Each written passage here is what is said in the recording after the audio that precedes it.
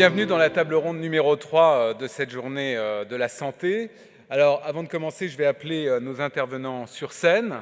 Nathalie Queyroas, Muriel Vidalingue, Audrey Pulvar, Valérie Jurin, Guillaume Gardin et Dominique Régnier.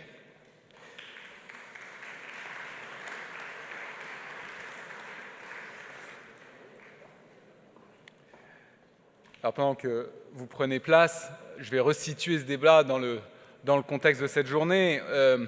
On a vu finalement ce matin, et on a surtout parlé de l'impact des problèmes d'environnement sur notre santé. On a vu notamment pourquoi et comment nous étions de plus en plus touchés par des pathologies liées à l'alimentation notamment et à la qualité de l'air que nous respirons. Mais une fois qu'on a un peu posé ce diagnostic, eh bien, la question qu'on se pose tous est la suivante. Y a-t-il des solutions? Et si oui, lesquelles? Alors, ces deux questions peuvent paraître très simples, mais en réalité, elles sont très complexes, et à mon avis, pour au moins deux raisons. D'un côté, on a tous envie de vivre mieux, de mieux manger, de mieux respirer, mais d'un autre côté, on est d'abord et avant tout préoccupé par notre pouvoir d'achat, et les Français font très attention à la dépense. D'ailleurs, la question, c'est de savoir est-ce que l'un est l'ennemi de l'autre. Nathalie Queyroas, vous dirigez l'association Bleu Blanc Cœur et vous œuvrez pour une nourriture de qualité qui respecte l'environnement et notre santé. Vous avez d'ailleurs créé un label dans ce domaine. Quand on voit que légitimement, les Français, les consommateurs cherchent d'abord les meilleurs prix, est-ce que cela signifie que prix et qualité sont forcément antinomiques? Bonjour à tous. Donc, excellente question pour moi, parce que j'ai envie de vous dire non. J'ai même envie de vous donner un chiffre. J'ai envie de vous parler de 7 € par mois d'investissement pour mieux manger. Et ce 7 €, ce n'est pas forcément moi qui le dis, c'est des scientifiques de l'INRA qui ont piloté un programme de recherche l'année dernière qui incluait des sociologues, des économistes et des nutritionnistes. Et derrière ce 7 €, qu'est-ce qu'il y a? Il y a 7 € par mois, c'est d'abord respecter les recommandations du PNNS, parce que finalement... Ça veut dire quoi? Du coup, c'est le programme national nutrition santé, c'est manger plus de fruits et légumes, c'est manger 3 produits laitiers par jour, c'est rééquilibrer son ratio entre les protéines animales et les protéines végétales, manger un petit peu moins mais mieux. Et justement, le deuxième volet de ce 7 € par mois, c'est justement des protéines animales de meilleure qualité. Alors ça, c'est la solution que propose l'association Bleu Blanc Cœur. Donc du coup, comme on est à la table ronde des solutions, j'avais envie de présenter un petit peu notre démarche Bleu Blanc Cœur. Parce que dans ces 7 € par mois, il y a Bleu Blanc Cœur, qui est une démarche collective qui fédère, on va dire, tous les acteurs de la chaîne alimentaire, des producteurs, des éleveurs, jusqu'aux consommateurs, en associant les producteurs, les industriels, les professionnels de la santé, c'est vraiment toute la filière. Et on a aussi vocation à rassembler toutes les démarches de production, qu'elles soient, on va dire, standards ou sous signe officiel de qualité, comme le bio.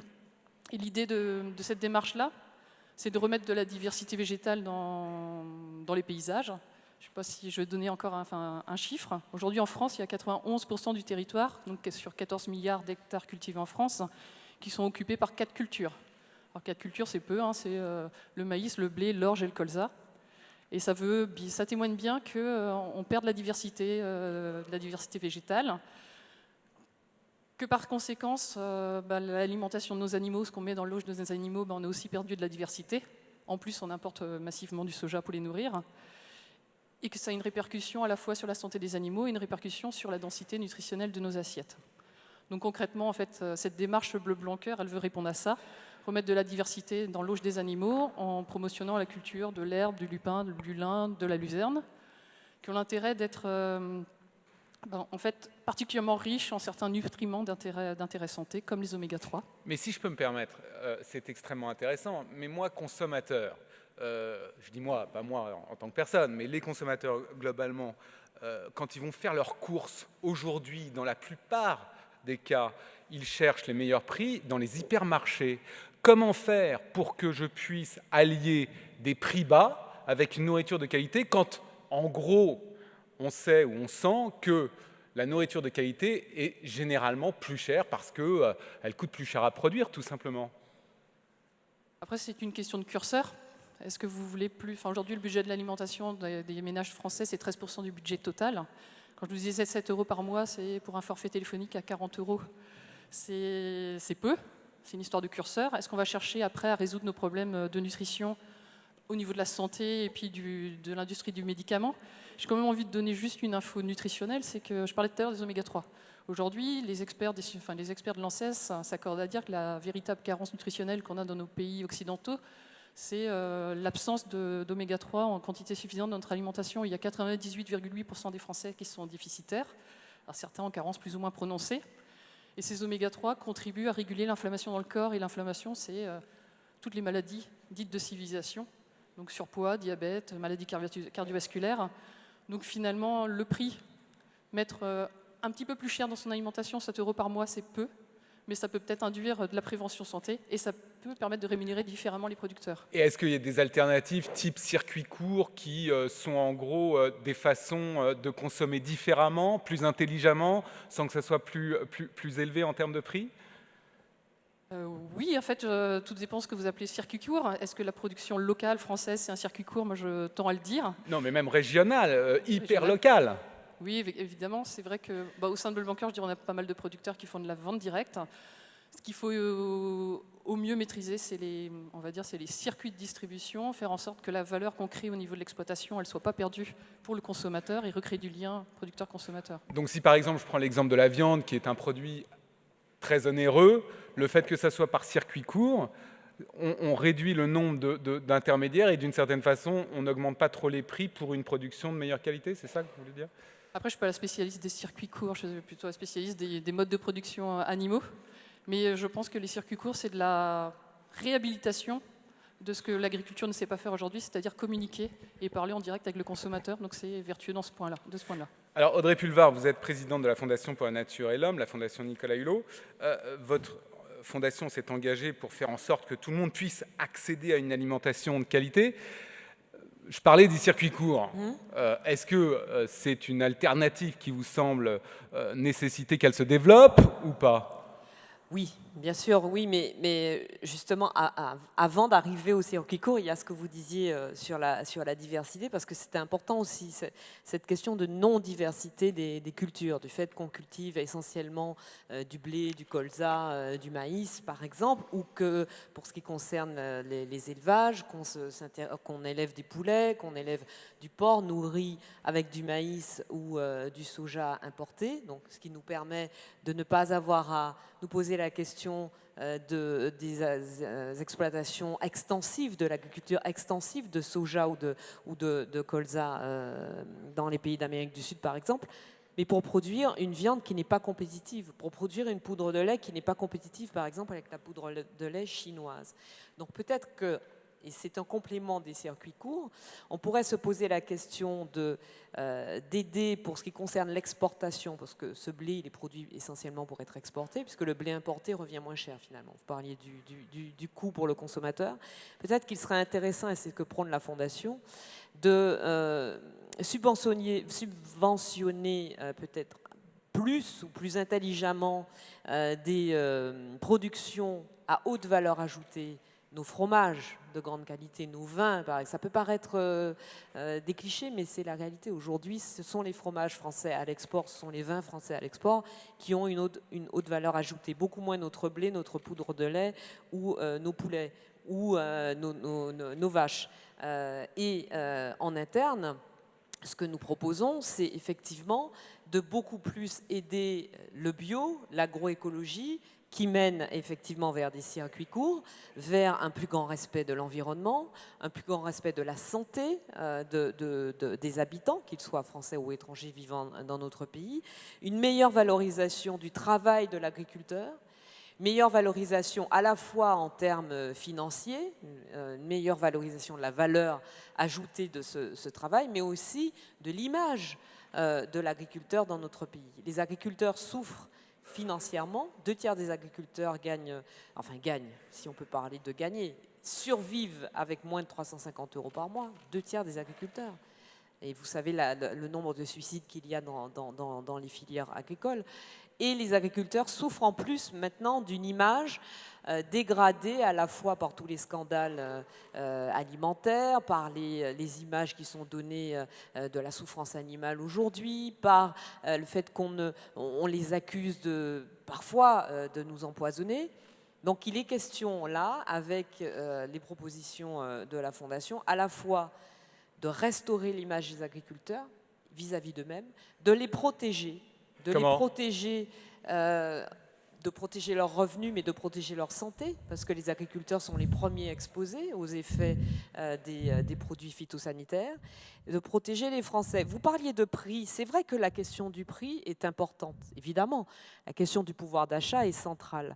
Mais d'une part, il faut sortir de l'illusion qu'on peut manger gratuitement, sauf évidemment quand on est dans le dénuement complet et qu'on a la possibilité de bénéficier de la solidarité nationale, mais ça c'est un cas à part. Mais l'alimentation de qualité, ça a un coût. Effectivement, ça a un coût d'acheter une alimentation bio qui génère 2 à 3 fois plus d'emplois qu'une agriculture industrielle, qui génère des produits de meilleure qualité organoleptique, meilleure qualité en termes de santé publique. Mais ce surcoût n'est pas si important qu'on l'imagine. D'abord, vous avez vu, et j'en termine parce que je ne voudrais pas monopoliser la parole, d'abord vous avez vu il y a quelques jours la publication de cette enquête sur les marges des distributeurs sur le panier bio, ce qui entretient l'idée que le bio serait un marché de niche. Donc, comme c'est un marché de niche, les distributeurs font de très grosses marges, et comme ils font de très grosses marges, ça reste un marché de niche. Donc évidemment, il faut casser ce cercle vicieux. Et puis, par exemple, est-ce qu'on est obligé de manger de la viande tous les jours et plusieurs fois par jour? Non, on sait très bien que non, et même que c'est néfaste, non seulement pour la santé, mais pour la planète.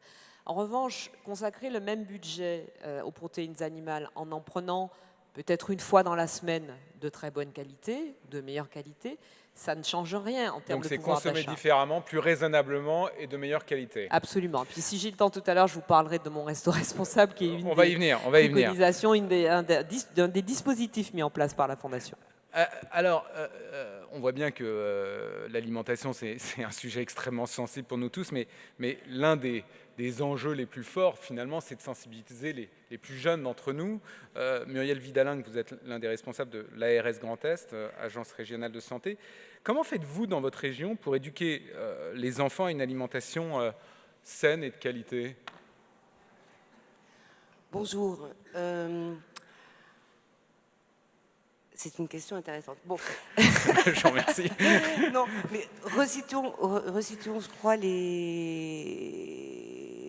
raisons pour lesquelles l'ARS existe. Enfin, plus précisément, comment on s'inscrit dans une dynamique où on est là pour développer la prévention, développer la promotion de la santé, l'éducation en santé, c'est important. Et puis après, je dirais que le curatif, enfin tout ce qui représente le sanitaire, n'étant qu'une des conséquences de choses non traitées. Alors c'est sûr que l'alimentation, on a participé évidemment à l'élaboration du projet régional santé-environnement. Ça nous touche particulièrement avec d'autres intervenants. Nous sommes extrêmement attentifs au projet national nutrition santé. Et l'idée est de dire, si nous travaillons sur la prévention, la prévention, c'est au plus jeune âge. C'est-à-dire qu'il faut que nous trouvions, avec notre partenaire de l'éducation nationale, les moyens de sensibiliser les enfants dès l'école. Sensibiliser les enfants dès l'école, ça veut dire, et c'est une des actions que nous menons, auprès d'un certain nombre de collèges et lycées et d'écoles dans la région, ce qui est le plaisir de la cantine. Ça veut dire que la majorité de nos écoliers aujourd'hui, de nos collégiens et lycéens, mangent sur place à midi. Donc il faut voir aussi que dans cette majorité d'enfants, compte tenu de situations socio-économiques de la région, dans certains territoires, sans faire pleurer dans les chaumières, il y a une grande partie, c'est parfois le seul repas de la journée. Hein, ou du moins le seul repas équilibré. Donc on part dans cette action en particulier, on est parti des professionnels des écoles, en se disant il faut que ces personnels techniques, administratifs, qui à un moment donné accueillent les enfants à la cantine, se sentent totalement porteurs d'un rôle éducatif. Ils ne sont pas simplement prestataires d'un repas, ils vont plus loin. Il doit faire de la pédagogie? Ils font de la pédagogie. Et on fait des formations auprès de ces personnes, de façon à ce qu'ils comprennent que le circuit court, c'est parfois plus intéressant. Donc il y a les acheteurs qui sont aussi concernés par ces formations. Et comment on prépare? C'est-à-dire vraiment toute la C'est-à-dire que la préparation. nourriture que nos enfants vont manger lors d'un repas va être issue des productions dans un périmètre qui n'est pas trop éloigné. On sensibilise de façon à ce qu'après, il y ait, je dirais que ça vienne quasiment automatiquement de rechercher au plus près de Du lieu de l'école consommation, ouais. le producteur qui pourra apporter un repas équilibré. Et moi je suis entièrement d'accord, avec ces repas équilibrés, c'est pas obligatoirement des steaks tous les jours. Voilà, donc et varié. Pour avoir les protéines qui sont nécessaires à l'équilibre, mais qui ne soient pas forcément de la viande rouge. Et je trouve que cette action-là, qui part des professionnels, est assez intéressante, parce qu'on en avait mené une autre, qui concernait l'Alsace, en particulier donc Strasbourg et ses environs, et on était parti sur les goûters. Et en fait, les goûters. Voilà, sur les goûters, parce qu'on trouvait, on a un sujet de préoccupation en Grand Est, c'est l'obésité, c'est le diabète et l'obésité. Et donc, on se rendait compte que les goûters étaient parfois trop importants. Donc, on est intervenu sur les goûters. Mais on est intervenu sur les goûters sans sensibiliser les parents, et sans sensibiliser au mieux l'environnement professionnel. Et donc, du coup, j'en parle parce que c'est vrai qu'il faut faire très attention. Ce ne sont pas des projets que l'on peut mener comme ça. Déjà, on ne les mène pas seuls.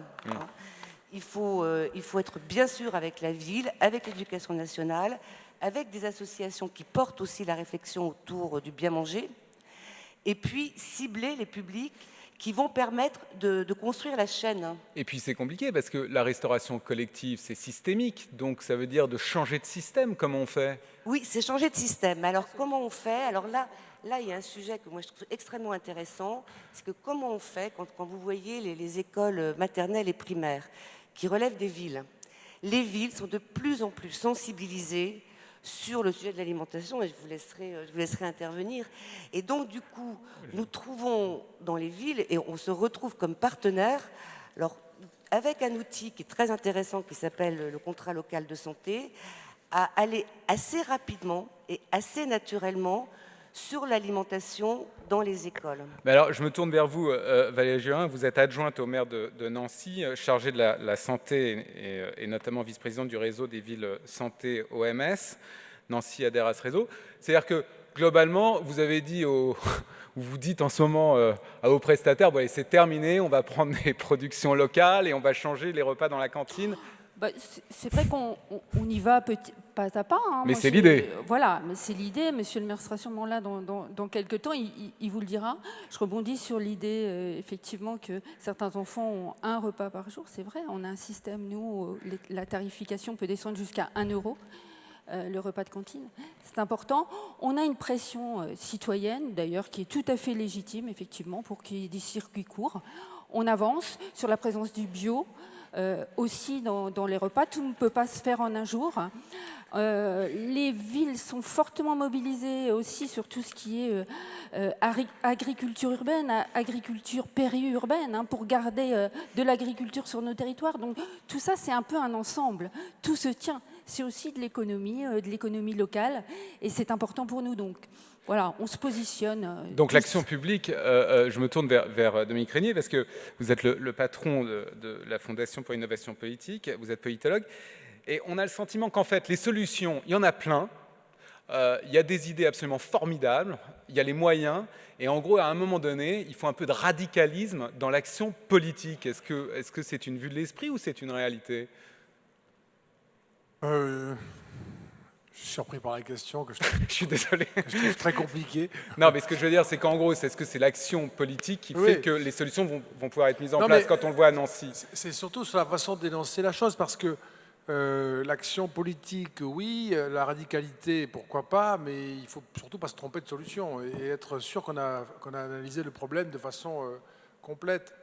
Je ne sais pas si c'est l'occasion de glisser cette idée ici. Je me permettais de Non. dire ça pour contextualiser la question. C'est parce que les circuits courts qui sont mis en place sont en train d'être le symptôme d'un changement de système. Absolument. Et on voit bien que là, c'est la mairie qui agit. Absolument. Et c'est donc le dynamisme politique au niveau local qui, tout d'un coup, fait que les choses peuvent changer. D'où ma question. Tout ça est très... Enfin, moi, tout ce que j'entends me paraît à la fois très pertinent et très... Voilà, ce sont des réponses, des analyses et des réponses tout à fait appropriées. J'avais à l'esprit, pour compléter le tableau, des contraintes supplémentaires que nous avons aussi tous à l'esprit, qui sont que pour déterminer le prix de la valeur d'un bien, il y a de nombreux paramètres, y compris totalement extérieurs au cycle économique agricole, qui peuvent avoir affaire avec le coût administratif d'une opération économique, avec le coût fiscal, avec le coût social. Enfin, il y a tout un ensemble de paramètres qu'il ne faut pas oublier, parce que si on fait tout peser sur le secteur lui-même, ça devient très étroit pour supporter la charge. Et là, la radicalité, elle sera ou impuissante ou injuste, même à un certain point. Il y a, ça a été dit, des dépenses qui évoluent par ailleurs, qui n'ont rien à voir avec l'alimentation, mais qui viennent sur l'impact. Au début des années 2000, personne possède un smartphone, quasiment. Aujourd'hui, c'est 65% des Français. Chacun sait que ça coûte cher, voire très cher, et donc ça impacte beaucoup. 93% des Français ont un téléphone mobile, pas nécessairement un smartphone, un téléphone mobile. 90% ont Internet, 90% un ordinateur.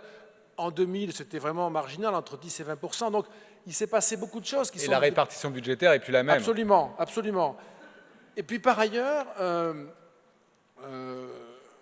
on est dans un cycle, c'est l'autre élément d'ensemble. On est dans un cycle, chacun le sait, hein, c'est pour ajouter cet élément-là, on est dans un cycle universel, planétaire, très concrètement d'une population humaine qui, chacun le sait, n'a jamais été aussi importante. On sait qu'on était 3 milliards en 1950, on est plus de 7 milliards aujourd'hui, on va vers 9 milliards, peut-être 10 milliards, après on ne sait pas très bien, mais en tout cas on est à peu près dans un horizon relativement prévisible autour de cette population-là. L'urbanisation du monde réduit beaucoup la surface agricole utile.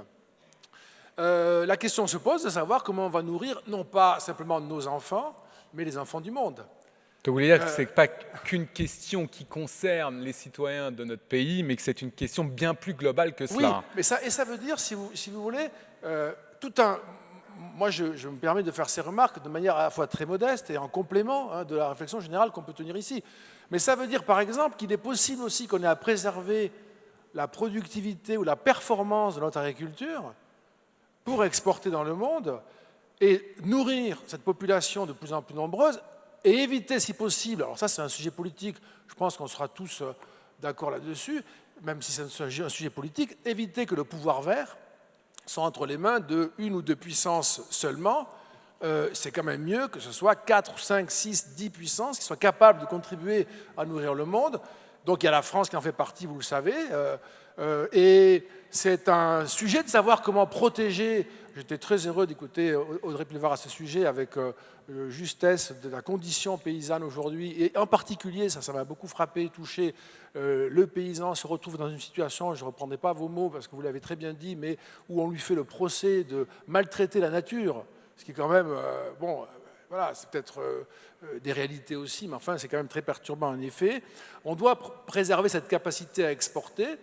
Je dis au passage aussi que nous avons un solde déficit commercial, chacun le sait, accablant, difficile pour nous, qui nous fait perdre beaucoup d'argent, 50 milliards, mais pas l'agriculture, hein, les 10 milliards d'excédents, largement d'ailleurs à cause du vin, comme il a été dit, largement à cause du vin, pas que, mais principalement. Fromage. Voilà.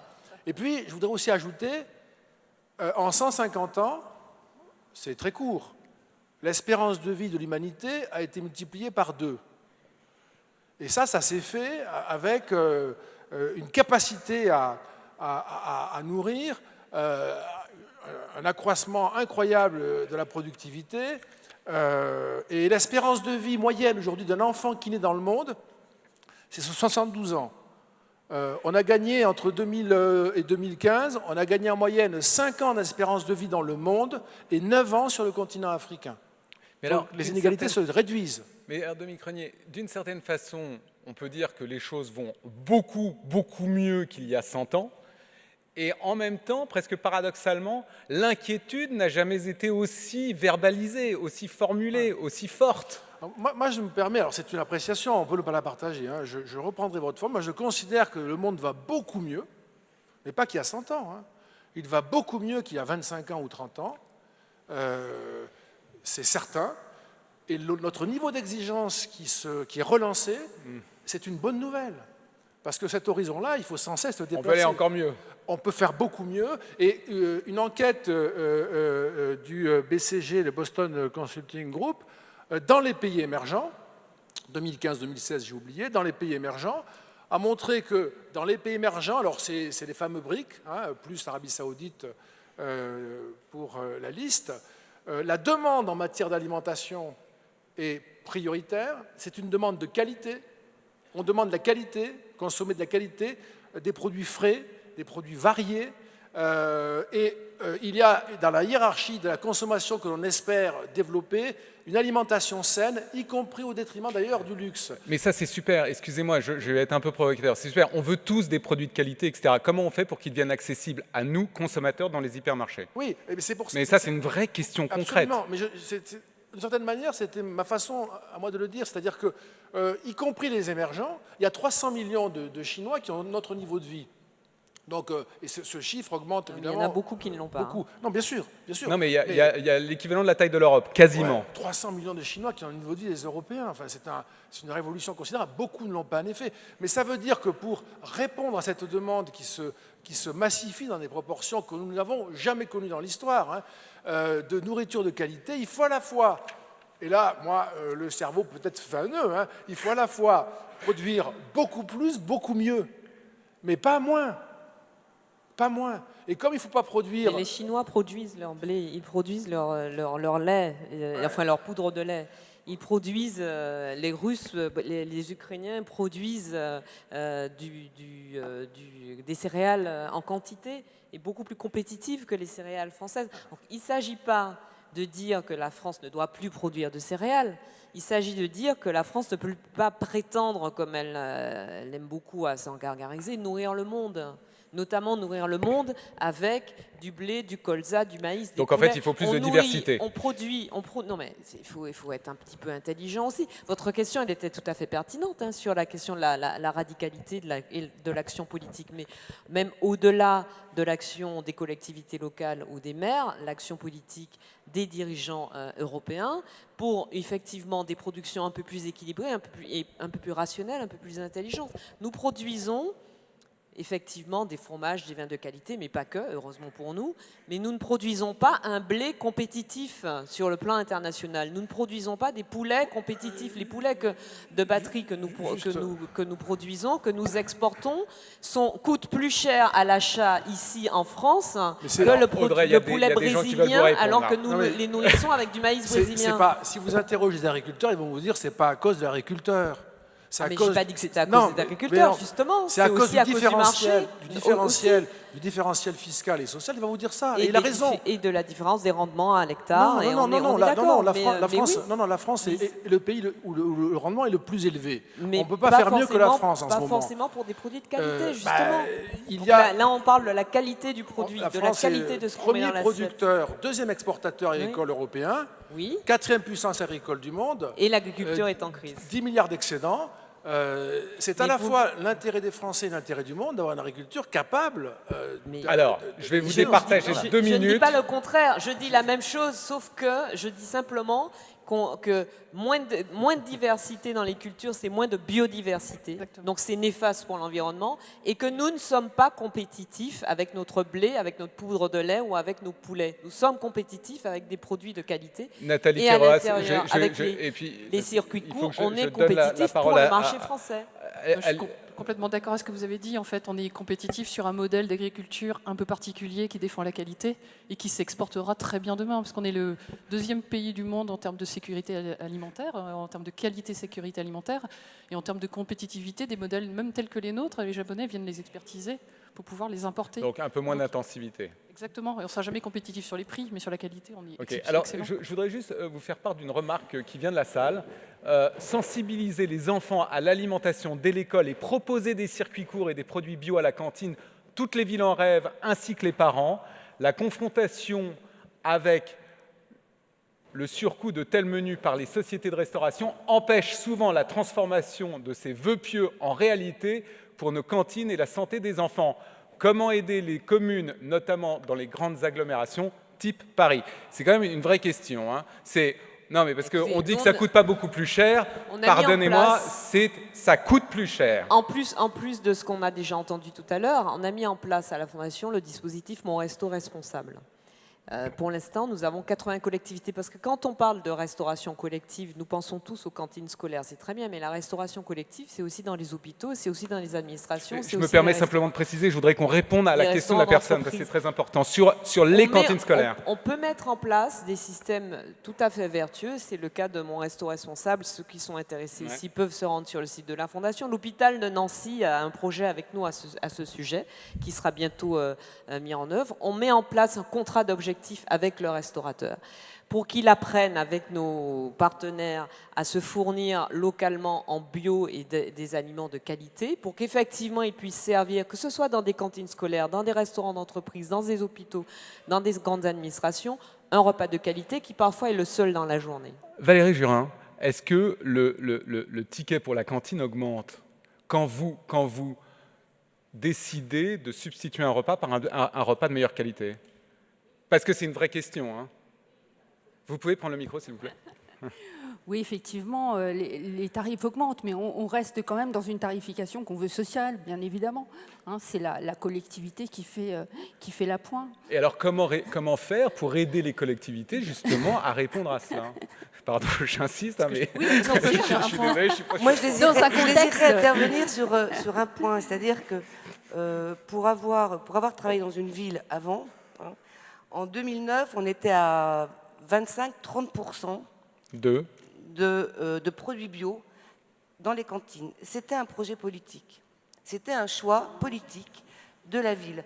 Aujourd'hui, c'est vrai que nous, je parle de l'agence, on y participe en pouvant accompagner le travail, etc. Mais c'est avant tout un choix politique de la ville. Oui, c'est-à-dire qu'à un moment donné, on ne peut pas mettre des ronds dans des carrés. C'est-à-dire que ça doit coûter un peu plus cher si les coûts de production et les coûts induits... Le traitement des eaux en raison de la présence dans l'eau de résidus de pesticides, nitrates, etc., ça coûte 50 milliards d'euros à la collectivité chaque année.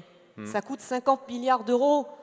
Donc ça, c'est de l'argent qu'éventuellement on pourrait remettre en partie sur de l'agriculture bio et l'accessibilité pour tous à une alimentation de qualité. Moi, je suis contre l'idée selon laquelle il y aurait un circuit bio vertueux qui ne serait accessible qu'à ceux qui ont les moyens de se le payer, et puis une agriculture de moyenne ou bas de gamme qui pollue et qui est moins bonne dans l'assiette et qui serait Donc pour, ce que vous pour dites, c'est l'ensemble qu'il de faut la davantage de population. subventions. Il faut subventionner. Réorienter. Alors nous préconisons une réorientation de la politique agricole commune vers l'agroécologie et l'agriculture bio. Donc vous voyez que c'est une décision politique qui se prend effectivement au niveau européen. J'ai juste envie de témoigner d'une expérience concrète, mais c'est vrai que quand vous mettez de la qualité dans l'assiette des restaurants scolaires, si vraiment c'est des produits de bonne qualité, vous avez moins de pertes en eau, vous avez des produits en fait finalement meilleurs en termes de rendu service assiette. Donc quand vous gagnez 10% de perte en eau à la cuisson, vous pouvez acheter votre produit 10% plus cher, donc c'est une réponse. Et la deuxième, c'est que si le produit est de qualité, il y a moins de gaspillage alimentaire, et je pense que le gaspillage alimentaire, si on est dans une table ronde nutrition-environnement, Le gaspillage alimentaire, après ce qui est fait à l'élevage, c'est le deuxième poids dans les contributions. Oui, c'est un énorme sujet, on est d'accord.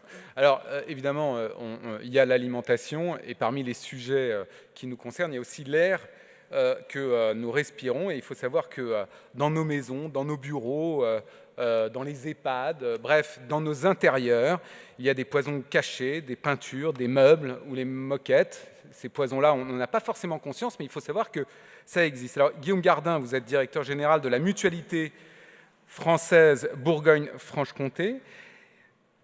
Je vais avoir une question simple. Quelles sont les solutions pour faire en sorte que l'air qu'on respire tous soit de meilleure qualité ? Bonjour.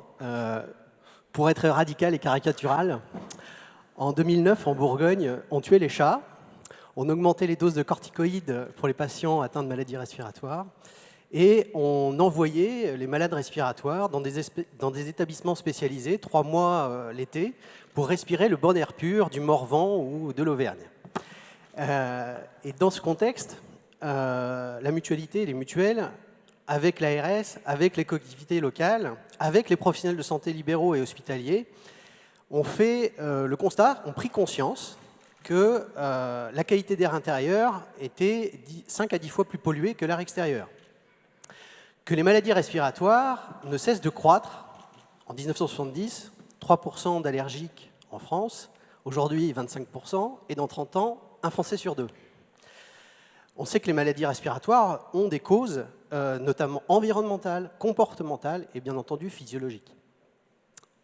Dans ce cadre-là, notre projet collectif, ça a été de développer une expérimentation en s'appuyant sur des conseillers médicaux en environnement intérieur pour intervenir en fait, au domicile des patients atteints de pathologies respiratoires. Et on les trouve où ? On les appelle comment ? Alors, ces conseillers médicaux en environnement intérieur, effectivement. Et c'est des gens donc, qui peuvent venir chez vous ? Et effectivement, ce sont des professionnels qui sont experts de la recherche de polluants biologiques et chimiques, qui connaissent la réglementation, et il y en a en matière de qualité d'air intérieur. Il y a des normes de qualité, il y a des étiquettes, il y a toute... Donc on l'appelle via la mutuelle ou on l'appelle... Où est-ce qu'il se trouve ? Dans le cadre de l'expérimentation en Bourgogne-Franche-Comté, il intervient sur prescription de médecins spécialistes, allergologues, pneumologues, pédiatres, et éventuellement ORL ou dermatologues. Et donc, pardonnez-moi, je me permets Donc ça veut dire qu'on appelle cette personne, elle vient chez vous, elle vous dit, voilà, votre moquette, vos murs, etc. Contiennent des poisons et il faut faire attention ? Elle vient effectivement après un bilan allergologique pour cibler le type d'allergènes qui sont susceptibles d'affecter votre santé au domicile du patient. Ce que ne peut pas voir en fait le professionnel quand il reçoit, en tout cas le médecin quand il reçoit son patient. Et donc le professionnel va réaliser un audit sur à peu près 300 items sur le bâti, les habitudes de vie, sur le comportement dans l'habitat, et il va effectuer un certain nombre d'analyses, de prélèvements fongiques. Il va vérifier les aérations, les ventilations, pardon. Il va regarder la présence d'animaux. Il va vérifier, il va analyser les textiles, c'est-à-dire le canapé, le lit, moquettes. la moquette, la présence de plantes, les parfums d'ambiance aussi, l'utilisation des cosmétiques, les produits d'entretien. Et sur cette base-là, il va recueillir ces informations-là. Il va envoyer les prélèvements en laboratoire d'analyse biologique et mycologique. Et il va réaliser un compte-rendu quelques semaines après. Parce que, évidemment, la prévention, ce n'est pas un SAMU. Hein, donc, l'urgence est toute relative sur les maladies respiratoires. Et là, il risque de nous dire, voilà, vous avez des moquettes qui contiennent des poisons. Il va émettre, effectivement, il va hiérarchiser des conseils, sachant que l'objectif, ce n'est pas de révolutionner l'habitat ou la maison. Hein, c'est pas, néanmoins, on ne tue pas le chat, mais on va limiter des accès de circulation du chat. Donc des conseils de vie quotidienne. Des conseils de vie quotidienne, l'aération, la ventilation, l'éviction des plantes et des parfums d'ambiance, bougies et autres. Et éventuellement, un certain nombre de travaux qui vont être, sachant que son audit est totalement personnalisé en fonction des habitudes de vie. Il faut retenir que le CMEI intervient de la caravane au château, du pavillon de lotissement au HLM. Et donc les contraintes ne sont pas forcément les mêmes pour effectuer des travaux ou réaliser, déboucher la ventilation ou mettre une ventilation double flux adaptée au comportement dans l'établissement. Et alors, ça donne quel type de résultat? Enfin, Alors, si le caractère expérimental de cette intervention et les évaluations qu'on a mises en place révèlent que on a une baisse de la consommation médicamenteuse, donc une baisse de la pression thérapeutique, donc notamment une baisse de la consommation d'antiasthmatiques. Dans un certain nombre de cas complexes, une baisse de visites aux urgences hospitalières. Et ça, vous le liez directement à ces conseillers médico-environnementaux? Tout à fait, tout à fait. Les résultats aussi sont appréciés en matière d'amélioration de la qualité de vie. Effectivement, l'adaptation, ça va conduire à l'adaptation du cadre de vie. Il nous éduque à vivre différemment. Tout à fait. L'enjeu, c'est l'éducation et c'est de déclencher en fait un changement ou une prise de conscience pour amener le patient dans un processus de changement. Donc, effectivement, un processus d'éducation à la santé puisqu'on va l'accompagner ensuite dans les mois qui suivent pour voir ce qu'il a mis en place et comment ça s'est passé avec le médecin pour le suivre. Ce qui est important de dire, c'est que le CMEI intervient de 0 à la fin de la vie, à tous les âges de la vie. Les allergies, ça concerne tout le monde, pas simplement les enfants. Il y a des allergies qui se développent aujourd'hui chez les seniors. Et l'action du CMEI montre qu'elle est aussi efficace que pour les enfants que pour les adultes. Alors, je ne suis pas omnubilé par les chiffres, mais quand même, il y a une question qui se pose, c'est le modèle économique. C'est qui finance ça? Alors, qui finance? Ouais. Vous auriez pu me dire, est-ce que la sécurité sociale finance? Je vous aurais répondu, pas encore. Est-ce que ça va être le cas? Depuis 2010, le ministère de l'Environnement s'est engagé avec la mutualité des mutuelles à financer ce service dans le cadre expérimental en Bourgogne-Franche-Comté. Depuis, en gestionnaire responsable, disons qu'on est aussi intéressé par savoir la recherche en fait, du coût-efficacité en fait, de ces interventions de conseillers. Et en 2010, une intervention coûtait 350 €. On vise aujourd'hui... Pour le patient. Alors, qui pour l'instant n'est pas prise en charge, puisque c'est une expérimentation, donc il n'y a pas de reste à charge pour le patient. D'accord. Il n'y a pas de facturation au patient aujourd'hui. Ça ne se passe pas comme ça. Mais c'est ce que ça pourrait coûter. Alors, et ce qu'on vise, c'est effectivement 180 à 200 € dans le cadre de protocoles qui sont scientifiquement bâtis et qui permettent une efficacité suffisante en fonction des symptômes déclarés de la personne. Ce qu'il faut retenir aussi, c'est qu'au début de l'expérimentation, les professionnels de santé libéraux et hospitaliers, ils étaient 15. Aujourd'hui, il y en a 70 qui ont intégré complètement la consultation de CMEI dans leur pratique professionnelle, sans rémunération. Ça veut dire que c'est une aide au diagnostic. Et ils y passent du temps. Ils y passent du temps à travailler avec nous. Alors, pardonnez-moi, je reviens sur ma question, mais ça veut dire quoi? Ça veut dire qu'à terme, ça va être remboursé? Ça va être pris en charge par qui? Alors, justement, depuis 2 ans, nous sommes inscrits avec 7 autres centres hospitaliers universitaires au niveau national, sous l'égide du ministère de l'Environnement, dans une étude nationale qui vise à la reconnaissance de l'acte par la sécurité sociale, donc une reconnaissance de l'acte inscrite à la nomenclature de l'assurance maladie.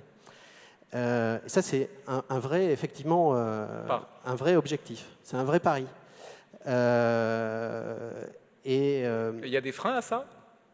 La difficulté, c'est que l'enjeu, c'est que la santé environnementale, pour y apporter des réponses concluantes, efficaces, il faut de l'interprofessionnalité. Donc, on l'a dit, collectivité, mutualité, mutuelle. Oui, il faut du travail groupé. Regroupé. Et il faut de l'intersectorialité. Ça veut dire quoi? Alors, des politiques intersectorielles, y compris au niveau régional, ça veut dire que s'est aperçu qu'il fallait travailler avec les acteurs du bâtiment. Et donc, on a commencé à développer des actions collectives de prévention avec l'expertise des CMEI pour former des plaquistes et des peintres dans les centres de formation d'apprentissage. Travailler avec les femmes qui attendent un enfant dans les maternités ou par le biais des maternités pour les sensibiliser à la qualité de l'air intérieur et préparer justement l'arrivée de l'enfant au regard de la qualité de l'intérieur. Ça veut dire quand même que la recherche de solutions groupées, ça pousse à l'innovation, Dominique Régnier. C'est-à-dire qu'on est dans un... Et là, je me projette dans ce que vous disiez tout à l'heure, sur, effectivement, on est un monde ouvert, mondialisé, où l'innovation d'un bout à l'autre de la planète va pouvoir nous concerner, nous, dans les solutions que nous cherchons dans notre quotidien. Oui. Ça, je pense que c'est un point clé. On l'entend d'ailleurs dans chacune des interventions. Il y a une réponse qui, pour partie, souvent repose sur l'innovation, ce qui signifie, sans tomber dans le solutionnisme techniciste ou scientifique, penser qu'à tous ces problèmes, on trouvera une solution dans l'innovation, ce sera une contribution majeure.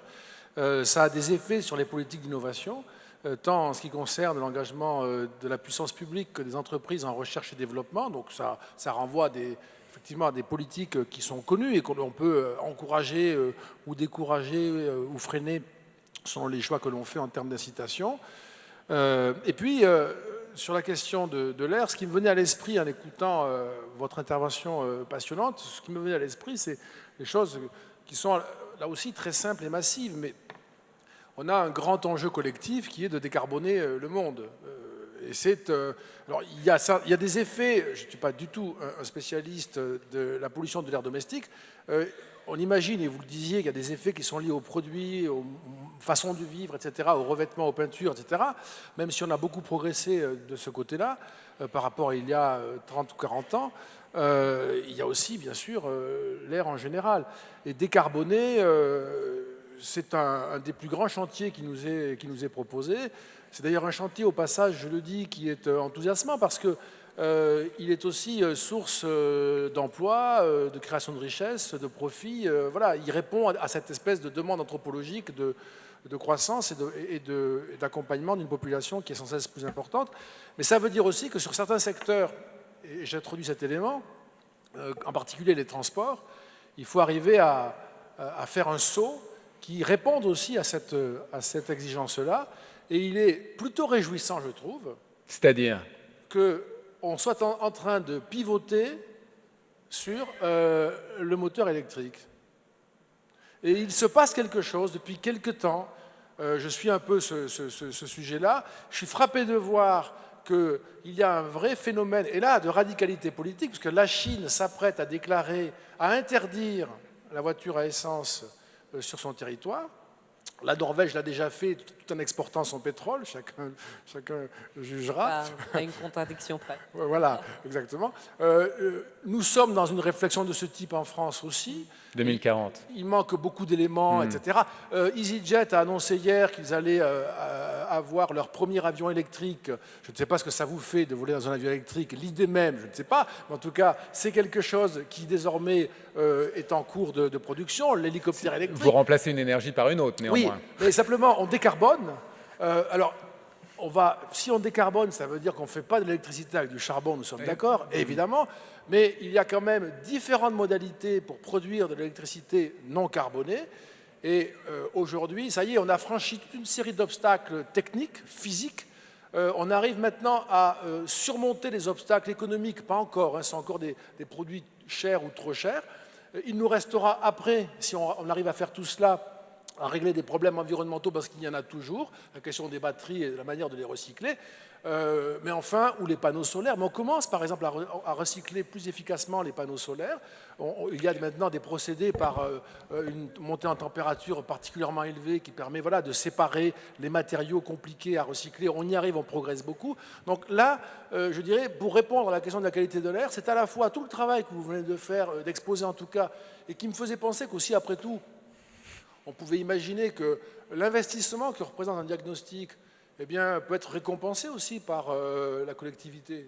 Si vous faites un investissement, on peut aussi le reconnaître parce qu'il y a évidemment un avantage sur le futur pour vous et pour la collectivité. Donc peut-être c'est moins une subvention qu'une forme, je dirais, de compensation, une espèce de bonus en quelque sorte. Je ne sais pas, je n'ai pas réfléchi, c'est en vous écoutant que je me disais cela. D'ailleurs, ça existe Mais peut-être. j'ai envie de me tourner vers l'adjointe au maire de Nancy, parce que vous organisez la cité d'une certaine façon à Nancy. Donc l'incitation dont parle Dominique Régnier, et notamment ce que disait monsieur sur des initiatives et des innovations très fortes, est-ce que vous prenez part à cela en investissant, en prenant des risques pour préciser, enfin des risques financiers d'une certaine manière? Oui, le problème de l'équipement en borne pour les voitures électriques, bien évidemment, on y réfléchit. La problématique des livraisons au centre-ville avec des plateformes de déchargement limite de ville, et puis ensuite on passe avec des véhicules électriques pour faire ce fameux dernier kilomètre qui, en bouteille, pollue les centres-villes. Tout ça, c'est des questions qui nous occupent. On regarde aussi, j'étais amusée en vous écoutant, parce que ce matin, j'ai vu le premier Vélib chinois qui est sorti, donc ces jours-ci, qui va arriver en France. Vous parler beaucoup plus près du micro, s'il vous plaît. Oui, pardon. Le premier Vélib donc, chinois, je l'ai vu ce matin, donc on est très attentif à l'innovation, et notamment sur toutes les problématiques de pollution de l'air. Il arrive, on pourra le déposer là où on veut, on payera avec sa carte bleue, on ne sera plus obligé d'aller l'arrimer à des stations, et en plus il aura un capteur devant le guidon qui permettra de filtrer l'air et qui renverra donc vers la personne qui l'utilise un air pur. Donc effectivement, et en plus il était français, ce serait formidable. formidable. Mais il est chinois, donc vous voyez, voilà. Donc oui, les Chinois ne nous attendent pas. Évidemment que les élus sont très attentifs à tout ce qui est innovation. On se tient informé, on fait des paris, bien sûr, dans la limite des contraintes et des budgets. Je ne vais pas vous raconter le couplet des collectivités locales qui voient leur budget en baisse. Après, bien sûr qu'il faut des mesures de fond, qu'il faut des mesures globales, mais il faut aussi, et c'est ce que fait monsieur, avoir des réponses et des projets qui soient à échelle des communautés, à échelle des personnes. Et notamment, j'ai vu que les inégalités étaient votre sujet. Il faut aller vers les populations les plus fragilisées. Et je veux dire que c'est peut-être là le rôle des collectivités, c'est d'aller au plus près de la population, de mener des actions. Et alors comment on fait? Parce que alors moi, je vais vous donner des petits sujets. Alors allez-y, un exemple. Un tout petit exemple, on a fait une action à Nancy qui s'appelait « Savoir habiter, c'est bon pour la santé ». On est allé dans des foyers résidences, on est allé dans ce qu'on appelle des pensions de famille, des personnes qui ne sont pas forcément toujours autonomes pour habiter leur logement. On leur a présenté un appartement pédagogique où on leur a appris à habiter. C'est-à-dire ? Eh bien, dans un foyer résidence, on a réservé un logement qui était libre. On les a fait venir, on les a invités, on leur a montré comment habiter leur logement. Mais ça veut dire quoi, pardonnez-moi, mais j'aère mon logement. Quand est-ce que je l'aère? En période hivernale ou pas? Comment je traite les moisissures? Comment j'entretiens? Comment je choisis? L'équivalent du CMEI dont parlait un peu Guillaume Yard. Tout à fait. On s'appuie sur des compétences, sur des partenaires que l'on a, le réseau Allergolor, l'association Air Lorraine, l'agence locale de l'énergie, et les personnes âgées, les personnes fragilisées, on leur montre comment habiter un logement. Le fait d'habiter un logement devient de plus en plus compliqué. On fait de l'habitat passif, même chez les bailleurs sociaux, et encore plus, ils ont un devoir d'exemplarité. Habitat passif, pouvez-vous nous dire ce que ça veut dire? C'est un habitat où il n'y a pas de chauffage. Très bien. Et ça, donc... oui, on recycle le chauffage et donc c'est évidemment on a des factures d'énergie qui sont extrêmement intéressantes, qui baissent. C'est très important dans les budgets des personnes fragilisées, mais pour habiter ce type de logement, c'est plus compliqué. Et vous êtes déjà capable de mesurer les effets de ce genre d'action? C'est exactement la même réponse que je vais faire que monsieur, c'est-à-dire que c'est en termes de qualité de vie, c'est en termes d'autonomie dans sa propre vie, de reprise en main de sa propre vie sur ces publics fragilisés que l'on mesure les effets. Alors, je vois juste simplement à l'écran une question qui vient de la salle. Est-ce que l'on peut traiter la question de l'air intérieur sans se préoccuper de l'air extérieur? N'est-ce pas une problématique systémique? Mais justement, et ça répond aussi encore une fois à la question que vous posiez tout à l'heure sur le fait qu'il y ait des solutions, qu'il y ait des initiatives aussi bien dans la société, le génie collectif ou individuel est à l'œuvre. Donc oui, il y a déjà une quantité de solutions, il y en aura encore plus. On a parlé tout à l'heure du véhicule électrique, mais La réalité, c'est que tous ces changements-là et toutes ces initiatives, même additionnées, ne suffiront pas. Parce que le cœur du réacteur, ce sont nos comportements, ce sont nos modes de vie. Et donc, on peut construire des voitures électriques hyper performantes, hein, mais si on s'imagine qu'on va remplacer chaque moteur thermique par un moteur électrique, on a tout perdu. Qu'est-ce que vous voulez dire ?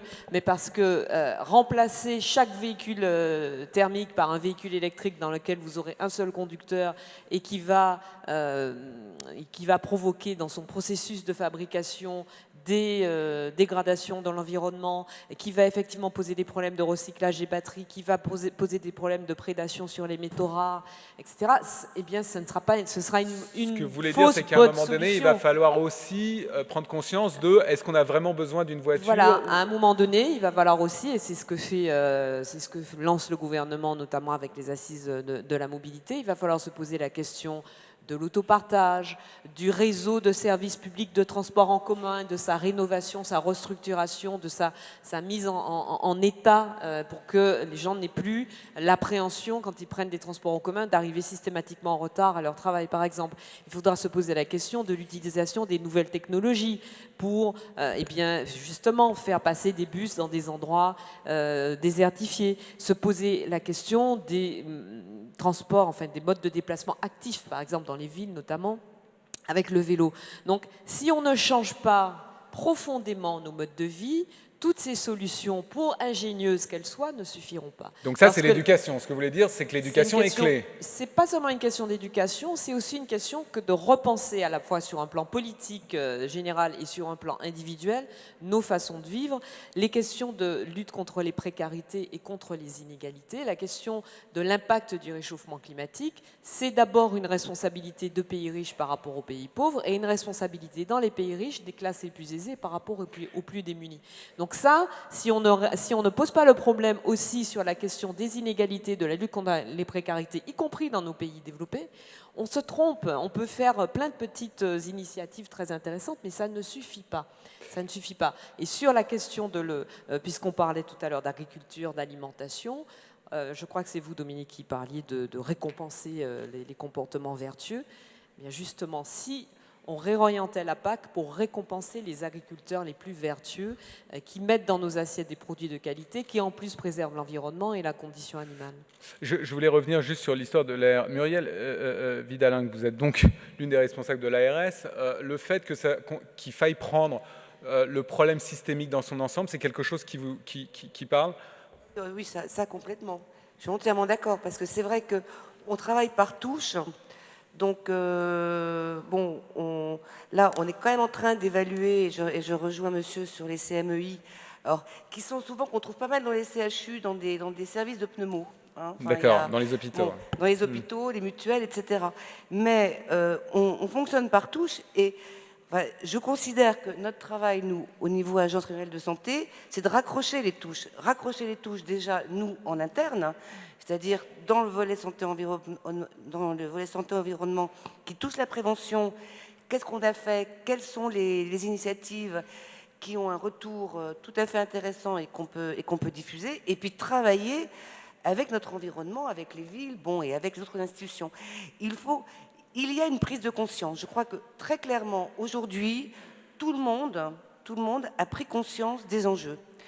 Quand je dis tout le monde, ça pose la question des inégalités. Tout à fait.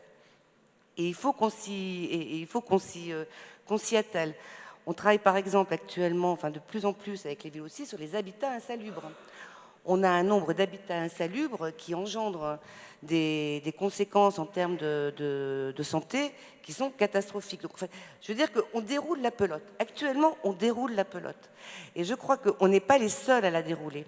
Donc, il y a une prise de conscience, il faut qu'on continue, il faut qu'on évalue, il faut qu'on communique sur l'évaluation. Vous voyez, les CMEI, vous ne connaissez pas. Nous, on se dit, dans le projet régional santé-environnement, eh bien, on va faire la promotion des CMEI, parce que les CMEI ont montré qu'il y avait une véritable pertinence à ce qu'ils viennent. Et là aussi, c'est de l'éducation, c'est de la formation, mais changement de comportement, je suis d'accord avec vous. Alors comment on y arrive? C'est un projet politique. Enfin, je suis entièrement d'accord et je crois que beaucoup sont engagés aujourd'hui là-dedans et sont prêts à relever le défi. Alors, 1000 fois oui à la question, hein, la réponse. justement, sur la cohésion des la promotion de la santé environnementale, demande quelqu'un dans la salle, n'est-elle pas un bon moyen pour renforcer la fameuse proximité mutualiste et améliorer la cohésion des territoires? Vous ne voulez pas répondre? Parce qu'il y a un enjeu mutualiste et prospectif. Vous pouvez vous rapprocher du micro?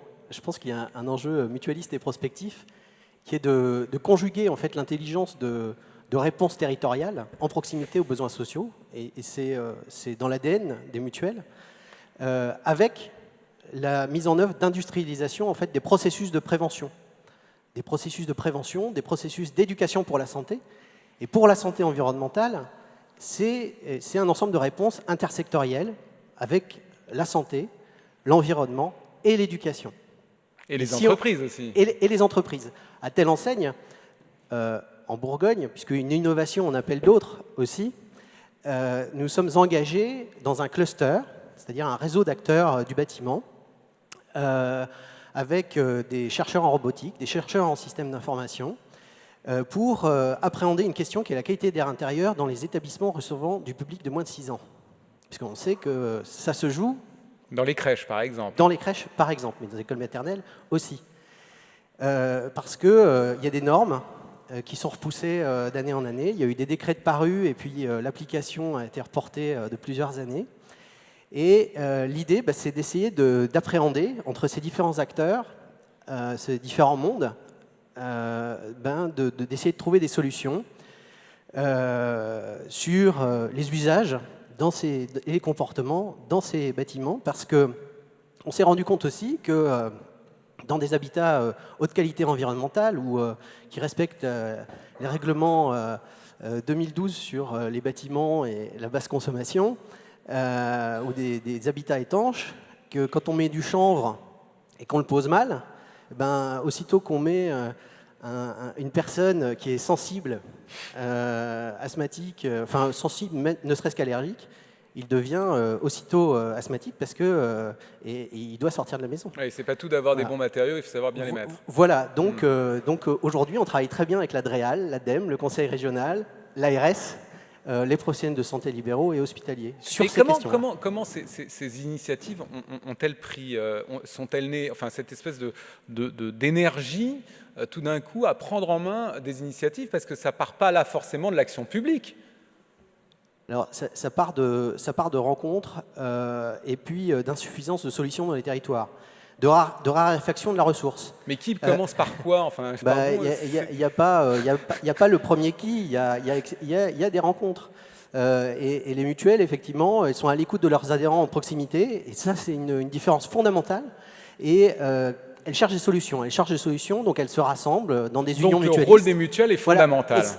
Et c'est de fédérer les acteurs sur le territoire pour essayer de trouver des solutions avec humilité, sachant qu'effectivement, l'idée, c'est de prendre conscience des contraintes qui pèsent sur tout le monde. Parce que le seul secteur de la santé ne peut pas répondre à l'enjeu de la santé environnementale. Le seul secteur du logement ne peut pas répondre à l'enjeu économique, social et politique. Voilà. Nature globale. Il faut des synergies, évidemment, et au-delà même de la cohésion des territoires, c'est la cohésion nationale, c'est de cohésion nationale qu'il s'agit. Le reproche est fait très souvent aux écologistes de parler de choses qui ne concernent que les bobos, mais c'est le contraire. Parce que les bobos, ça va bien pour eux. Hein. Mais qui aujourd'hui, dans notre pays, subit en premier et le plus fort les impacts du réchauffement climatique? Les milieux défavorisés. Mais bien sûr, qui subit l'impact des pollutions? Qui est le plus exposé aux perturbateurs endocriniens? Qui est le plus exposé à une nourriture, parce qu'on en parle au début, de moins bonne qualité, ou à l'éloignement? On parle de la pollution par les véhicules, l'éloignement des centres-villes, et qui n'a pas les moyens de se payer une voiture électrique ou une voiture moins polluante. Ce sont les plus démunis. Donc, toutes ces questions-là, si on ne les prend pas, si on ne se dit pas que freiner, puisqu'on ne sait pas encore comment les résoudre, mais en tout cas freiner les effets du réchauffement climatique, de la dégradation de l'environnement, de l'accélération de la disparition de la biodiversité, c'est aussi lutter contre les inégalités, les précarités et faire en sorte que nos sociétés soient un peu plus partageuses, un peu plus soucieuses des plus démunis, on ne s'en sort pas. Je veux dire, aujourd'hui, j'en termine, aujourd'hui en France, les 10% les plus riches produisent 30% des gaz à effet de serre. Et les 10% les moins favorisés subissent 50% de l'impact du réchauffement climatique. Donc c'est ce que je vous disais tout à l'heure, c'est une responsabilité de pays riches par rapport à des pays pauvres. La France est un pays riche et c'est la responsabilité dans les pays riches de ceux qui ont le plus par rapport à ceux qui ont le moins. Si on ne passe pas par ce prisme-là, on additionne des solutions certainement toutes très bonnes, mais on ne résout pas le cœur du problème. Dominique Régnier, vous partagez ce point de vue ? En partie, parce que, évidemment, on passe sur l'aspect moral et politique, mais moi, je redis ça d'un mot rapide. C'est une vérité que chacun connaît, encore une fois. L'humanité demande à consommer plus. Elle est de plus en plus nombreuse. Les effets de la consommation en hausse d'une humanité de plus en plus nombreuse sont ressentis sur toute la planète. Et nous ne pouvons pas, je pense, ni politiquement, et nous n'avons pas les moyens pratiques, nous ne pouvons pas répondre à cette humanité qui est avide de consommer davantage, de manière très légitime. Nous ne pouvons pas lui répondre que ça n'est pas possible. Donc il nous faut trouver une articulation, et c'est possible bien sûr, entre la hausse de la consommation, une hausse considérable, hein, parce que comme vous le savez, voilà, les tendances sont quand même spectaculaires. D'ailleurs, c'est peut-être un défi qu'on ne parviendra pas à surmonter, je ne sais pas du tout. C'est vraiment une question absolument majeure.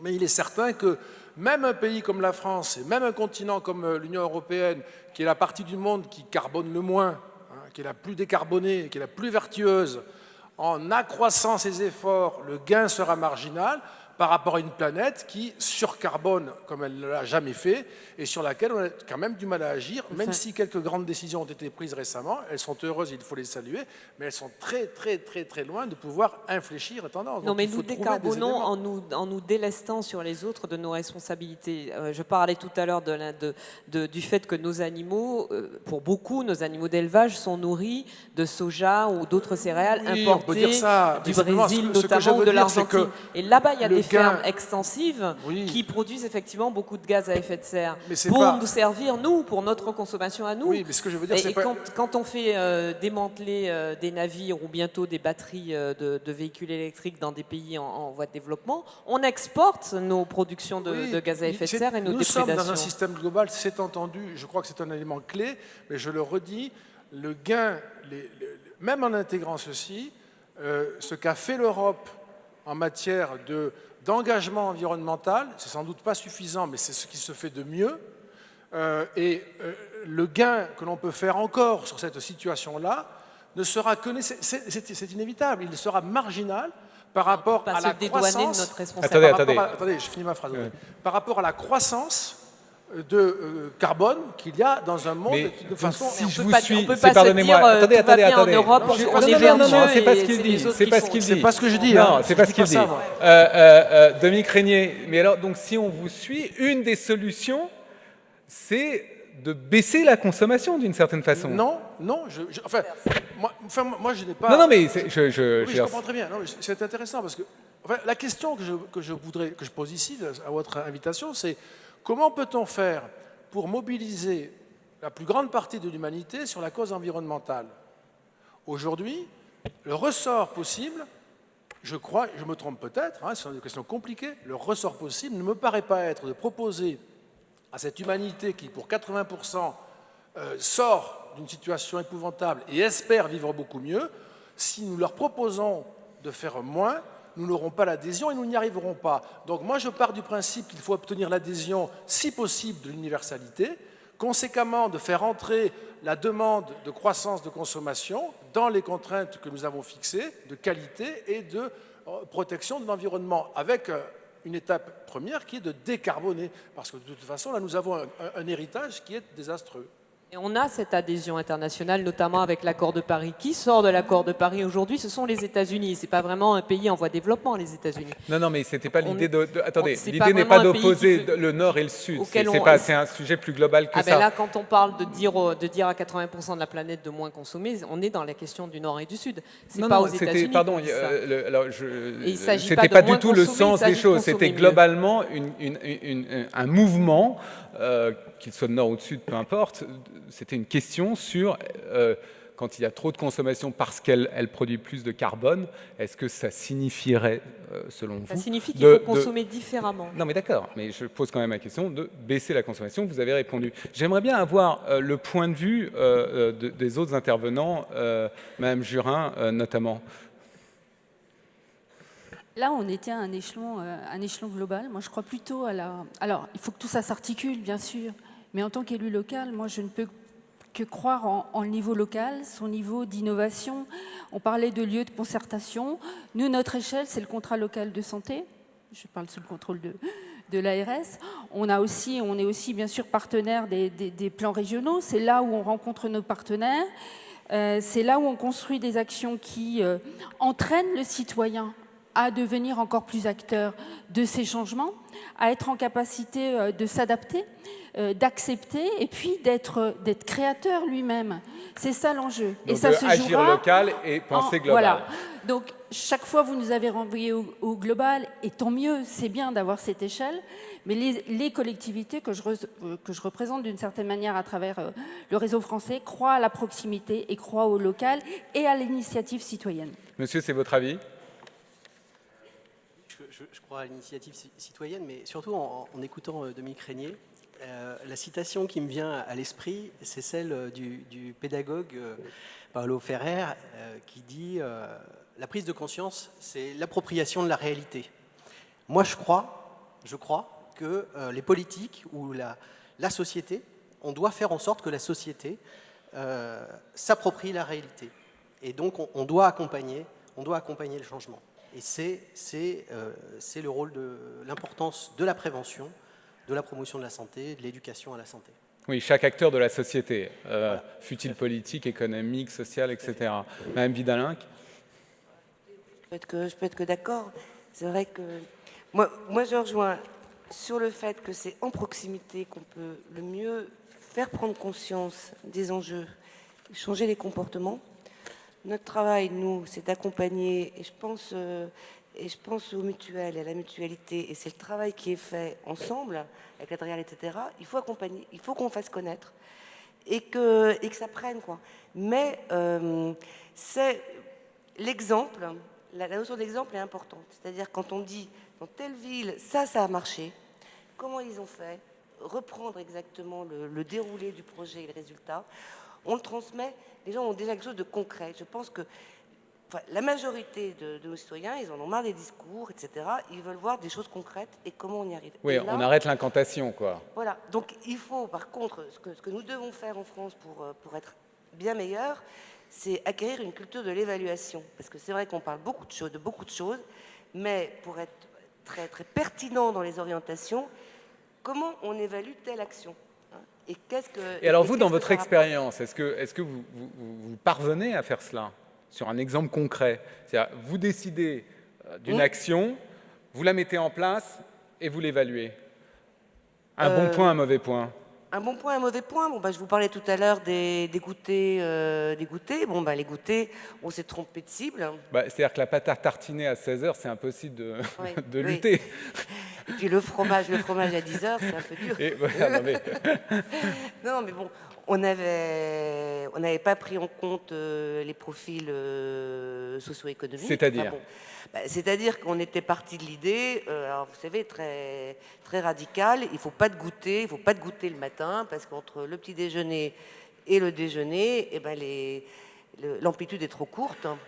Et donc l'enfant accumule en fait des calories qu'il ne dépense pas. Donc là, vous avez coupé le goûter de la matinée. Voilà, exactement. Et en fait, on se rend compte que c'est complètement idiot parce que en fonction des enfants, il y en a qui auraient bien... Les goûters étaient aussi distribués par l'école. Hein, c'était pas des goûters que vous apportiez, c'était des goûters que l'école fournissait. Et alors, qu'est-ce qui s'est passé quand vous avez supprimé le goûter? Eh ben, ça n'a changé aucun comportement. C'est-à-dire que les enfants étaient pas extraordinairement bien, les parents comprenaient rien.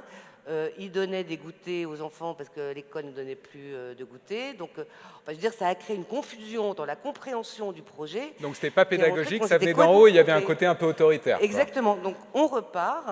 On s'est dit la cible, ce sont les parents, donc les professionnels, etc. Et le plaisir à la cantine est un peu, je dirais, une reprise en fait de ce qu'on a constaté comme échec et comment on repart sur autre chose. Voilà, Et vous avez sensibilisé les parents? Comment vous avez fait? Oui. C'est-à-dire que vous êtes allé, vous les avez fait venir à l'école, enfin? On va les faire, on va les faire parce qu'on avait distribué des flyers. Vous savez, ça marche très bien les flyers. L'enfant met ça dans son cartable et puis il reste dans son cartable quoi. On les donne aux enseignants et les enseignants les donnent pas parce que de toute façon, le goûter à la limite c'est pas leur problème. Donc là, on reprend dès l'origine, c'est-à-dire réunion de parents. Le projet de l'école, c'est important. L'école s'approprie ça, les raisons en termes de santé, les enjeux et tout. Et donc, retravailler sur une pédagogie beaucoup plus importante avant d'avoir un acte qui n'est pas compris. Et ça sera mis en place quand? Là, on a commencé à partir de septembre et là, on finit des kits de communication pour aider les écoles à mieux communiquer. D'ailleurs, il y a une question qui vient de la salle. Ne croyez-vous pas que l'éducation alimentaire commence à l'école maternelle? Ça participe à l'éducation des parents. Oui, c'est pour ça que moi, je me retournais vers la ville en disant c'est un travail que les villes ont pris très rapidement. Et dans les contrats locaux de santé, les villes se positionnent dès la maternelle. Il y a la semaine du goût. On ne vous entend pas, madame Jurin. Il y a la crèche. Je dis même dans les crèches, on commence à bien sûr traiter du sujet de l'alimentation. De toute façon, dans tous les contrats locaux de santé, il y a un volet, on va dire, alimentation et activité physique, puisque généralement, on prend les deux en même temps. Il y a généralement dans les crèches des conseils de parents.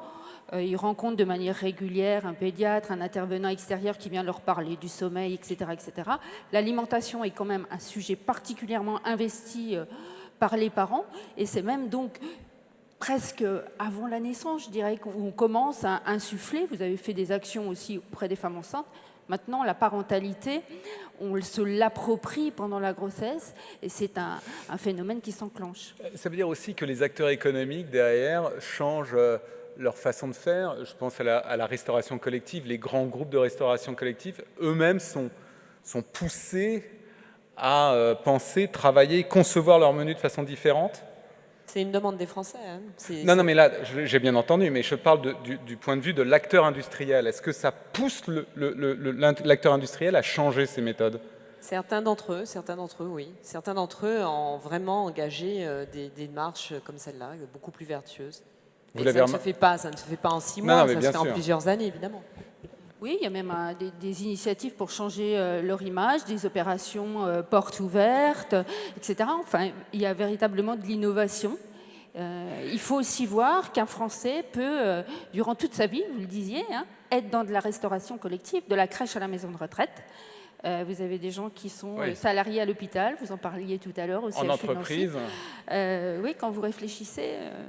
on a des cursus de vie importants avec la restauration collective. C'est important. C'est 3 milliards de repas par an, la restauration collective en France. Nathalie Carroaz, quel est votre point de vue là-dessus? Sur l'éducation.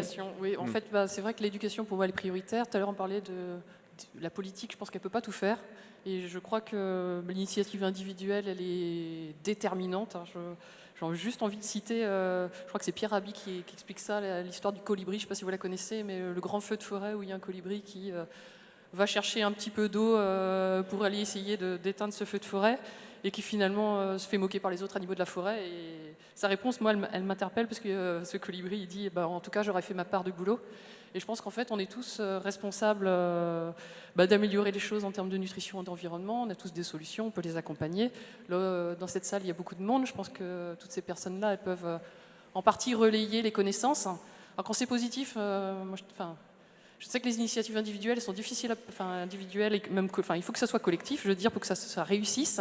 Et c'est l'engagement de tous qui fera la réussite vers un monde plus durable et plus sain.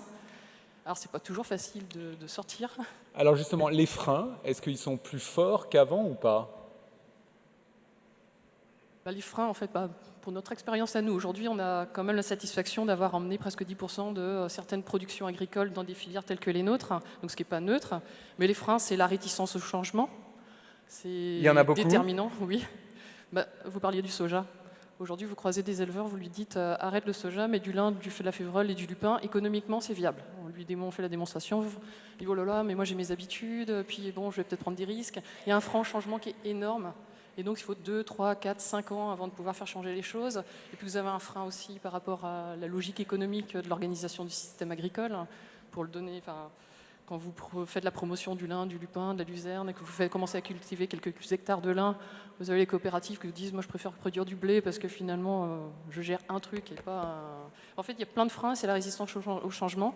Et le deuxième frein, je pense que, en tout cas pour le vivre depuis 17 ans au sein de Bleu Blanc Cœur, c'est la communication. C'est extrêmement dur quand vous êtes de l'amont agricole, parce que c'est ce qu'on est nous, d'aller toucher l'opinion publique avec les bons mots et susciter l'intérêt, parce qu'en fait, quand vous portez une démarche positive, ça me paraît surprenant, mais vous avez du mal à susciter l'intérêt. Et pour le coup, c'est quelque chose que vous ressentez tous ou pas?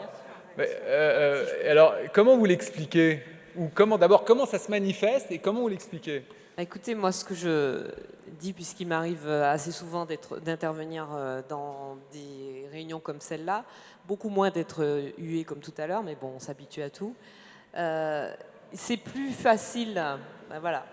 Non, mais c'est plus facile aussi de là-bas que d'ici, hein, je vous assure. Si vous avez des choses à me dire, vous levez, vous m'interpellez, je vous réponds, il n'y a pas de problème. Mais en groupe comme ça, c'est pas très, voilà, c'est pas d'un grand courage. C'est plus facile de parler aux gens de choses qui vont mal et de leur parler de cynisme et d'égoïsme que de leur parler de faire ensemble et de construire ensemble un monde meilleur. C'est beaucoup plus, s'il vous plaît. C'est beaucoup plus facile de dire mais continuons comme ça, de toute façon on n'y peut rien, et puis certains pensent que le changement climatique n'est pas dû à l'action de l'homme, donc on trouvera bien, et puis quand on aura fini de saccager la Terre, de toute façon on ira sur Mars.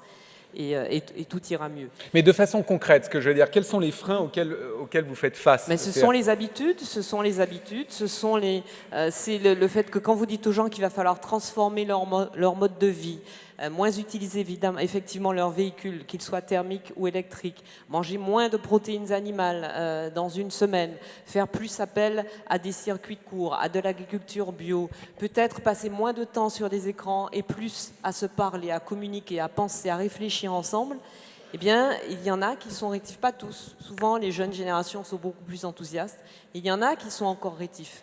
Quand vous dites aux gens, mais vous savez, nous, en tant que pays riches, nous avons une responsabilité vis-à-vis des pays les moins riches.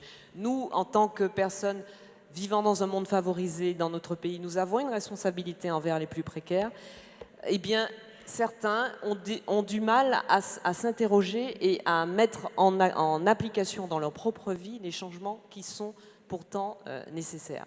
Mais moi, j'ai plutôt une vision optimiste de tout cela. Je crois que c'est quand même beaucoup plus enthousiasmant d'imaginer un monde dans lequel nous serions plus nombreux en meilleure santé, où nous serions plus nombreux mieux alimentés, où nous serions plus nombreux à pouvoir profiter des services rendus par la Terre, que d'imaginer un monde qui continue comme il fonctionne aujourd'hui. Je veux dire, ce qu'on vit aujourd'hui, on a déjà essayé, on voit bien que ça ne marche pas, ou en tout cas ça marche pour une minorité des habitants de cette planète. Valérie Jurin, vous qui êtes adjointe à la mairie de Nancy, vous avez vu ces freins-là? Vous les avez vécus? Oui, je les vis au quotidien parce que j'essaye, et je pense que dans l'ensemble des villes santé que je représente, les 90 villes santé en France, on essaie de construire des solutions avec les gens. C'est-à-dire qu'on part de leurs freins à eux. Et je pense que ça ne pourra être possible de les entraîner dans un mouvement qu'à partir du moment où ils sont à la même table que les experts, où ils s'approprient les messages, où ils s'approprient la réalité, où ils la reformulent avec leurs propres mots. Et c'est comme ça que ça va marcher. C'est en partant de leurs freins du quotidien, en partant de leur peur par rapport au changement, en les accompagnant. Il n'y a pas de changement sans accompagnement et sans temps. Voilà. Et voilà, c'est un travail de proximité. Guillaume Gardin. Moi, je crois que les obstacles, les freins, ce sont les cloisons. qui existent. Dans le monde de la santé, il y en a beaucoup. Ce sont les idées reçues. Donc, c'est de travailler sur les représentations. Les préjugés. Donc, de doter les personnes de compétences psychosociales, donc de leur apporter de la connaissance, d'être objectif, et donc de rester positif. Et de toujours rester enthousiaste, y compris quand vous êtes face à l'injonction paradoxale d'orientation politique, développer, mais on va Qu'est-ce pas... que vous voulez dire par là? L'injonction paradoxale, c'est développer, travailler sur la qualité de l'intérieur quand on s'adresse au pouvoir public, mais on ne va pas mettre d'argent dedans. Ou la sécurité sociale qui vous dit c'est très bien ce que vous faites, continuez, par contre on va pas vous ça va être difficile de transférer les données de santé ou travailler sur cette question-là pour justement appréhender Alors un on risque fait long. comment dans ces cas-là? Eh ben, on met en place, on essaie de trouver des solutions, on lâche met rien. en place, on lâche rien, on met en place des conseils scientifiques, on fait intervenir des climatologues parce qu'on se pose la question de l'air extérieur et donc on est dans une logique volontaire d'adhésion, d'amélioration continue. Et on a une vision prospective. Parce qu'il y a un déficit d'analyse prospective, que ce soit dans le logement, que ce soit dans la santé, ou même dans l'éducation, je pense. Et donc, on essaie de prendre des risques, mais mesurés, qu'on objective, qu'on évalue, et puis on ajuste son parcours ou ce qu'on veut faire. Voilà. Dominique Régnier, donc vision et y aller quels que soient les obstacles, parce que les obstacles sont quand même extrêmement nombreux. Hein. Oui, alors c'est toute notre histoire, donc on œuvre à l'amélioration de nos conditions. Moi, je trouve que vraiment le tableau est positif. Ça ne veut pas dire qu'il n'y a pas de problème. Hein. Le tableau est positif. On a aujourd'hui non seulement le concept d'humanité, mais l'expérience de l'humanité. C'est-à-dire on sait qu'on est très, très nombreux et qu'on est ensemble, qu'on partage un même sort. Ça, c'est quand même quelque chose qui maintenant, je ne sais pas si c'est acquis entièrement, mais enfin, on a beaucoup progressé.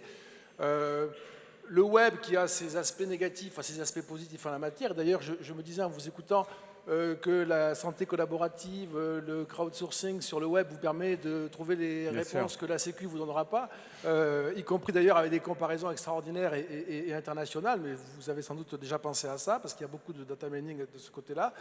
Et puis au fond, et ce sera juste ce mot, je ne vais pas parler trop longtemps, mais moi ce qui me frappe, c'est quand on participe à ce genre de débat, j'observe, et c'est ça qui me rassure, on ne diverge pas sur l'objectif. On a des discussions sur les moyens et on ne sait pas très bien qui... Mais la finalité, on mais sur est la d'accord. finalité, il y a un consensus très fort et c'est quand même une très bonne nouvelle parce qu'on pourrait parfaitement diverger et considérer que c'est tout simplement la loi du plus fort et qu'on verra bien à la fin quel est l'empire qui l'emporte. Ce n'est pas l'état d'esprit et ça, c'est quand même une bonne nouvelle.